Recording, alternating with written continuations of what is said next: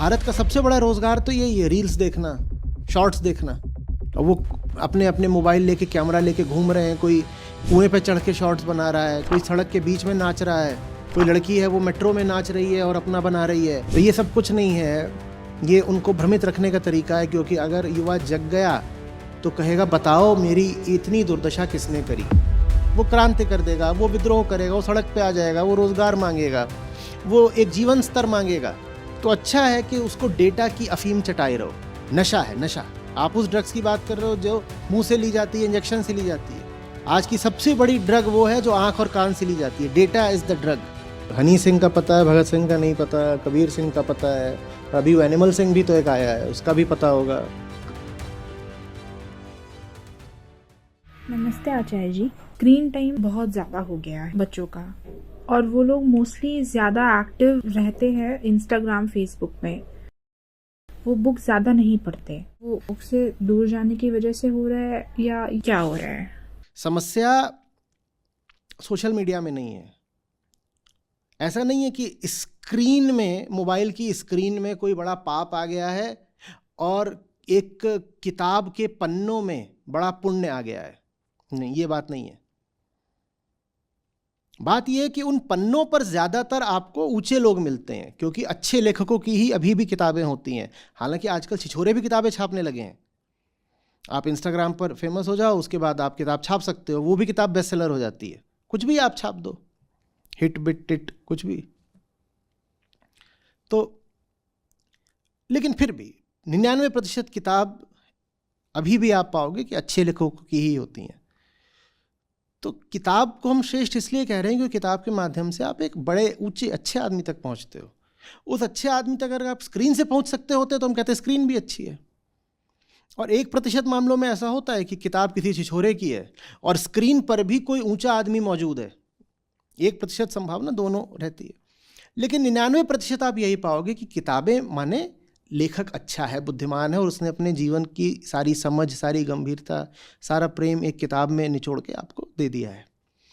और 99% आप ये पाओगे कि सोशल मीडिया पर जो मौजूद है वो एकदम घना छिछोरा है। और उसने अपनी पूरी ज़िंदगी का कीचड़ अपने वीडियो में या रील में डालकर आपको दे दिया है। 1% सोशल मीडिया पर भी कोई मिल सकता है साफ सुथरा कुछ, और 1% आपको किताब में भी छिछोरा मिल सकता है। उस 1% की हम बात नहीं कर रहे। संगति बहुत बहुत ज़रूरी चीज़ है। अब ये सस्ता डेटा और किताब बिक नहीं रही तो किताब महंगी हो रही है। तो एक तो ऐसे ही पढ़ने का मन नहीं करता है। याद रखिएगा, पढ़ना सिर्फ मनुष्य को आता है, देख और सुन जानवर भी सकते हैं। पढ़ सिर्फ इंसान सकता है, देख और सुन जानवर भी लेते हैं। आप किताब रख दोगे भैंस के आगे तो उसे कुछ नहीं समझ में आएगा, पर भैंस को आप मोए मोए दिखा के नचा सकते हो। मतलब आप नाचोगे, भैंस भी पूंछ तो नचाई देगी अपनी, इतना वो भी समझ जाएगी, क्योंकि देख वो भी सकती है, सुन वो भी सकती है, पर पढ़ नहीं सकती। तो ऐसा इंसान जो सिर्फ देखता हो, सुनता हो, पर पढ़ता ना हो, वो भैंस ही है। भैंस ही जानवर है। वो देख रहा है, सुन रहा है, क्या कर रहा है, वीडियो देखता है, ऑडियो सुनता है, पढ़ता नहीं है। मनुष्य की विशेषता यही है ना कि वो पढ़ सकता है। जो पढ़े ना उसको हम क्या मानेंगे कि इंसान है? उसको हम यही तो बोलते हैं, अनपढ़, जाहिल, गंवार, यही सब तो। अब अगर कोई कहने को तो साक्षर हो पर फिर भी पढ़ता ना हो तो वो साक्षर हो गया, शिक्षित तो नहीं है। साक्षर है माने पढ़ना आता है, पढ़ना आता है पर पढ़ता नहीं है। तो ये आदमी अनपढ़ से किस तरह से भिन्न है? ये भी वही है, पागल, अनपढ़। वही हम हुए जा रहे हैं, हम जानवर हुए जा रहे हैं। जो किताबें नहीं पढ़ रहा और सोशल मीडिया में घुसा हुआ है वो भैंस बराबर देख रहा है, सुन रहा है, और वो भी ऐसे लोगों को देख सुन रहा है जो किसी कीमत के नहीं हैं। आपके जो इन्फ्लुएंसर्स हैं, ये आज से अगर 20-30 साल पहले हुए होते तो ये मैं बार बार बोला करता हूँ, वो लोग हैं जो दुनिया में बेरोज़गार घूम रहे होते, जो किसी लायक नहीं थे, और ये गली मोहल्लों के जो आवारा और बिल्कुल निकम्मे लड़के होते हैं वो आज के टॉप इन्फ्लुएंसर बने बैठे हैं। ये जो आज के इन्फ्लुएंसर्स हैं, इनको अभी बस कुछ साल पहले आप अपने घरों में ना घुसने देते कि इनकी संगत में मेरा बच्चा खराब हो जाएगा। वो आज नायक बन गए, हीरो बन गए, ऊंचे पायदान पर बैठे हुए हैं, क्योंकि डेटा सस्ता है और इंसान को जानवर बनाना हमेशा ज़्यादा आसान होता है। तो उन्होंने बहुत आसानी से बहुत बड़ी एक आबादी को जानवर बना दिया है। जानवर बनने का मतलब होता है नीचे गिर जाना। किसी इंसान को जानवर बनाना बहुत मुश्किल काम नहीं है, नीचे गिराने की बात है। नीचे आदमी गिर जाता है, गुरुत्वाकर्षण, ग्रेविटी की बात है भाई, नीचे गिरना आसान है। ऊंचा उठाना मुश्किल होता है। एक छोटा बच्चा है, उसको आप वीडियो दिखाएंगे, वो देख लेगा आसानी से। उसको आप किताब की ओर ले जाएंगे, उसमें श्रम लगता है, पर उसी श्रम से वो छोटा बच्चा इंसान बनता है। अब जब नीचे गिरने के इतने रास्ते खुल गए हैं, फिसलन भरी इतनी आकर्षक ढलानें उपलब्ध हो गई हैं, तो ऊंचा कौन उठना चाहेगा?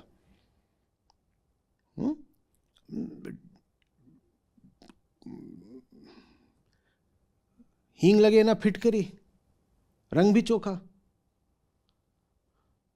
अपना क्या करना है, 2, 4, 5, 10, 50 रुपए का डेटा लगा, अपना वो रात में बैठ करके 2 घंटा 5 घंटा देख रहा है और सब खुश है। परिवार वाले भी एक तरह से खुश है, कह रहे चलो मोबाइल में मुंह दे रखा है, कम से कम कहीं उपद्रव नहीं कर रहा है।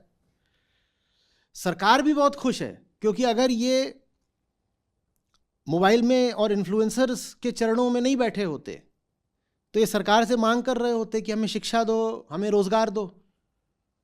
तो भारत का सबसे बड़ा रोजगार तो यही है, रील्स देखना, शॉर्ट्स देखना। हमारे बेचारे जितने बेरोजगार हैं और दिन भर क्या करते हैं, या तो शॉर्ट्स बनाते हैं या वो शॉर्ट्स देखते हैं। हमारे बड़े बड़े नेतागण हैं, वो हमारे युवाओं को प्रेरित कर रहे हैं कि बेटा जाओ तुम भी शॉर्ट्स बनाओ, इसी से आमदनी हो जाएगी।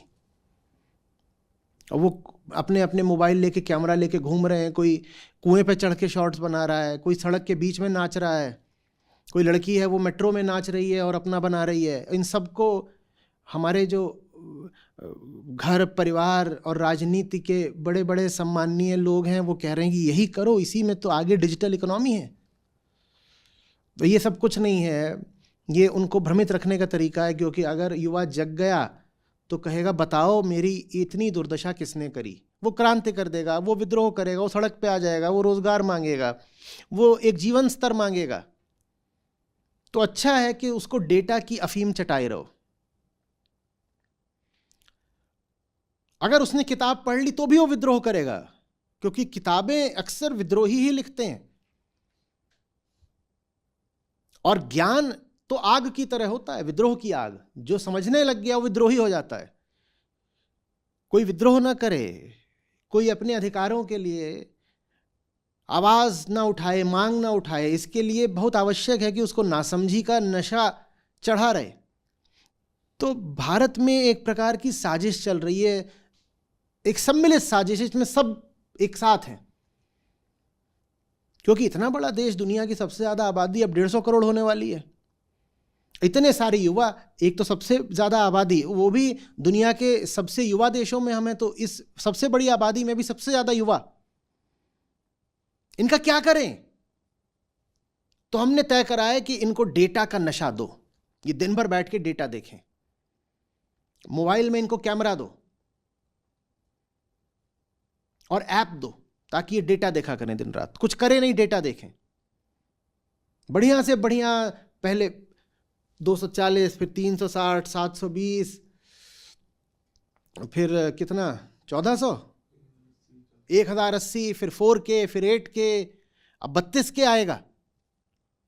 करोगे क्या 32K में? 32K में भी अगर कीचड़ देखोगे तो वो और साफ साफ कीचड़ ही तो दिखेगा, या 32K में देखने से कीचड़ कमल हो जाएगा? क्या हो जाएगा? मुंह ऐसा बिल्कुल हो गया है, मरा हुआ, चुसा हुआ, गिरा हुआ। उसको 32K में फोटो लोगे तो बहुत सुंदर मुंह आ जाएगा क्या? पर यही है, हम किस जिंदगी में जी रहे हैं उसको भुलाना बहुत जरूरी है, क्योंकि हमारी जिंदगी की हालत बहुत खराब है। उसको भुलाने के लिए हमें क्या नशा है? डेटा। डेटा है नशा। आज का डेटा नशा है, नशा। आप ड्रग्स की बात कर रहे हो, कह रहे हो ड्रग्स जैसे बाद में आती है। आप उस ड्रग्स की बात कर रहे हो जो मुंह से ली जाती है, इंजेक्शन से ली जाती है। आज की सबसे बड़ी ड्रग वो है जो आंख और कान से ली जाती है। Data is the drug. इसी डेटा ने किताबों की दुकानें खाली कर दी, इसने लाइब्रेरीज बंद करवा दी। आपको मालूम है युवाओं के आईक्यू का स्तर लगातार गिरता जा रहा है। जाइए पढ़िएगा, कोई बहुत कठिन चीज़ नहीं होती आईक्यू नापना। वो तो सैम्पलिंग कर ली जाती है, आईक्यू नाप लिया जाता है, उसमें से पता चल जाता है। फ्लिन इफेक्ट और रिवर्स फ्लिन इफेक्ट पढ़िएगा। टेलीविज़न से शुरुआत हुई थी और इंटरनेट के आने के बाद वो प्रक्रिया और बढ़ गई है। हर पीढ़ी पिछली पीढ़ी से और ज़्यादा बेवकूफ़ निकल रही है, डम्ब निकल रही है। पहले हम इसी बात को बहुत बड़ा उपद्रव समझते थे, कहते थे इडियट बॉक्स के सामने बच्चा बैठा रहता है। इडियट बॉक्स इसको बोलते थे, टीवी को। वो टीवी तो अब ऐसा लगता है जैसे कि वरदान था बस। आज जो जहर सामने आया है उसके सामने टीवी तो कुछ भी नहीं है, चूरन जैसा है, खट्टा चूरन। असली जहर तो अब सामने आया है, डेटा, मोबाइल की स्क्रीन। हम डम्ब होते जा रहे हैं, हम बिल्कुल बेवकूफ़ होते जा रहे हैं। हर पीढ़ी पिछली पीढ़ी से, मैं कह रहा हूं, एक पायदान और ज्यादा ऊपर है बेवकूफ़ी में। और ये आंकड़ा है, न्यूमेरिकल फिगर है, मेरी कल्पना नहीं है। मैं किताबों की दुकान पे जाता हूं, एक लेखक होने के नाते मेरा दिल टूट जाता है।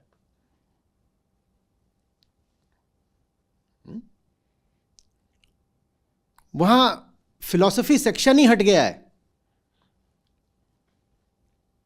हमारे लिए एक बड़ी समस्या है कि हमारी किताबें अगर रखी जाएं तो किस सेक्शन में रखी जाएं। फिलॉसफी सेक्शन नहीं है, ही नहीं। वहां कलिनरी सेक्शन आ गया है। इन्फ्लुएंसर्स में वही थोड़ी हैं जो आपको नाचना और मोए मोए करा रहे हैं। अभी तो इन्फ्लुएंसर में वो भी बहुत है ना, ऐसा खाना बनाओ, ये खाओ, ये भी तो नशा ही है। अब ये बनाओ, अब ये बनाओ। बोले इतना बड़ा हो गया है कलिनरी और रेसिपी सेक्शन बुक स्टोर्स में। हर आदमी को फूड पॉर्न बोलते हैं उसको, हर आदमी को चाहिए फिक्शन। फिक्शन। और एक और चीज हुई, आप इस पे जाके देखिएगा, किताबों में फॉन्ट साइज बहुत बड़ा हो गया है, लाइन स्पेसिंग बढ़ गई है। मतलब समझ रहे हैं, बड़े फॉन्ट में किनको किताबें दी जाती हैं? बड़े बड़े फॉन्ट्स में बच्चों को, छोटे बच्चे। आज का जो आम पाठक है उसका बौद्धिक स्तर धीरे धीरे, और छोटे बच्चे ऐसा होता जा रहा है, उसको बड़े बड़े फॉन्ट की किताब चाहिए और उसको बड़ी लाइन स्पेसिंग चाहिए जैसे बच्चों को दी जाती है। उसको पढ़ने में नहीं आती। आंख नहीं कमजोर है, जब युवा पाठक है तो आंख तो नहीं कमजोर होगी, पर वो बच्चे जैसा होता जा रहा है। उसको कोई गहरी बात बोल दो, उसके पल्ले नहीं पड़ती। आपको अगर उसको कुछ लिख करके देना है तो लिखिए और फिर उसके पीछे उसकी समरी लिख के दीजिए। बोलिए ये तो हमारा एक अध्याय था, और उसके बाद लिखिए सार संक्षेप, समरी। अब बताइए ये कौन सा जमाना आ गया है जहां किताब के अंदर एक और किताब लगानी पड़ती है किताब को समझाने के लिए, कि किताब के साथ किताब की कुंजी भी देनी पड़ती है कि इस किताब को ऐसे समझो, क्योंकि नहीं समझ में आता, पल्ले ही नहीं पड़ता। कोई भी गंभीर बात, गहरी बात या सटल सूक्ष्म बात इस पीढ़ी को समझ में ही आनी बंद हो गई है। इनकी संवेदना के कोमल तंतु, जो सॉफ्ट टिश्यूज होते हैं, इंटरनल सेंसिटिव, हमने उनको नष्ट कर दिया इनको ड्रग्स दे दे के, डेटा की ड्रग। अब जो चीज जितनी भोथरी है, ग्रॉस है, उतनी इनको ज्यादा प्रिय लगती है।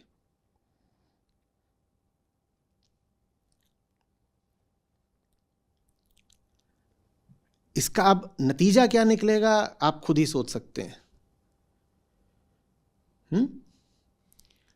किताबों की दुकानों में वो मर्चेंडाइज बेचने लग गए हैं। आप किताब की दुकान में जाइए तो वहां पे वो बैग्स बेच रहे हैं और क्रॉकरी बेच रहे हैं। क्रॉकरी माने मग्स, और मग्स पे कुछ लिख के बेच रहे हैं। ये सब चल रहा है। आप कोशिश करिए, आप जाइए किसी बुक शॉप में और आप कहिए कि मेरे को काफका बताओ, तो कहेंगे कैफ़े उधर है।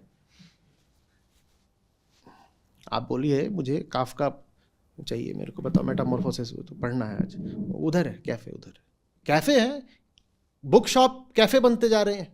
बोले आओ यहाँ पर बैठ करके चाय पियो, कॉफ़ी पियो और साथ में कॉमिक्स पढ़ो। क्लासिक्स के कॉमिक्स बनते जा रहे हैं, आपने देखा है ये? पहले छोटे बच्चों के लिए क्लासिक्स के एब्रिज्ड वर्जन्स बनते थे, अब क्लासिक्स के भी कॉमिक्स बनते हैं, कॉमिक स्ट्रिप्स जिनमें वो विजुअल रिप्रेजेंटेशन होता है कि ये ऐसा है, ये ऐसा है, ये ऐसा है। और ये वो बच्चों के लिए नहीं बन रहे हैं, वो बड़ों के लिए बन रहे हैं, क्योंकि क्लासिक्स पढ़ पाने की किसी की अब जैसे काबिलियत ही नहीं रही। आप प्रयोग कर लीजिएगा, आप चले जाइएगा और आप कहिएगा सार्त्र दिखा दो मुझे, आप कहिएगा बीइंग ए नथिंगनेस पढ़नी है, आप टॉल्स्टॉय बोल दीजिएगा, आपको कुछ मिल जाए तो बात करिए। और मैंने इन सबको बुक स्टोर्स में देखा है, अभी 8-10 साल पहले तक देखा, अब मुश्किल हो गया है। आप कृष्णमूर्ति आपको ओशो मिलने मुश्किल हो जाएंगे। पहले अध्यात्म में इतना तो होता था कि ओशो की कुछ किताबें तो होती ही थीं, अब वो भी नहीं होती। कृष्णमूर्ति तो पहले भी मुश्किल से मिलते थे और अब एकदम ही नहीं है। आप रमण महर्षि पूछ के देखिएगा, आप कहिएगा आई एम दैट दिखाना, निसर्गदत्त महाराज मुश्किल है। हाँ, मैं वही बुक्स खरीदने गई थी, तब मुझे सारे बुक्स नहीं मिले वहाँ। अमेजन पर ले लीजिए, इससे पहले कि आउट ऑफ प्रिंट चली जाए हमेशा के लिए। हाँ, ये अब सिर्फ ऐसा नहीं होगा आउट ऑफ स्टॉक है, ये आउट ऑफ प्रिंट जाएंगी और हमेशा के लिए जाएंगी। तो या तो इनकी ई बुक कहीं से मिलती हो तो लेके सेव कर लीजिए, या खुद प्रिंट निकाल के अपनी व्यक्तिगत कॉपी बना लीजिए। नहीं तो अब वो समय आने वाला है कि ये तो यूनिवर्सिटीज़ के सिलेबस से भी निकाली जा रही हैं बाहर, ये बोल के कि बच्चों के लिए बहुत हैवी हो जाती हैं। 12वीं के बच्चों को साहित्य के नाम पे 8वीं के बच्चों के स्तर का साहित्य पढ़ाया जा रहा है, ये बोल के कि बहुत हैवी हो जाता है।